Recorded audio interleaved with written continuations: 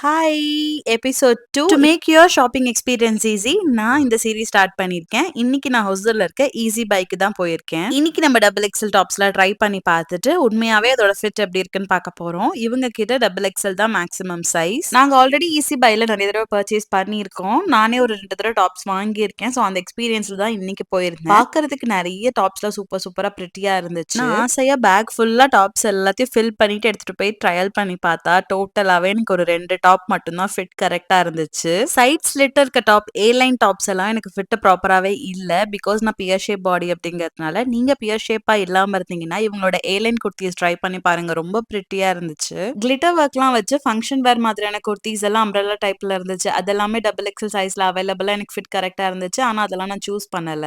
இன்னைக்கு நான் ட்ரை பண்ணிருக்கிறது எல்லாமே அண்டர் 1000 பட்ஜெட்ல இருக்க ரெகுலர் வேர்ஸ் மட்டும்தான். ஃபைனலி எனக்கு இந்த ஒரு ஒயிட் டாப் ரொம்ப பிடிச்சிருந்தது. ஆனா என்கிட்ட ஆல்ரெடி நிறைய ஒயிட் குர்த்திஸ் இருக்கு. நெக்ஸ்ட் நான் ஹொசூர்ல எந்த ஷாப் விசிட் பண்ணணும்னு கமெண்ட் பண்ணுங்க. இதே மாதிரி ஒரு வீடியோல பார்க்கலாம். தேங்க்ஸ் ஃபார் வாட்சிங். பை.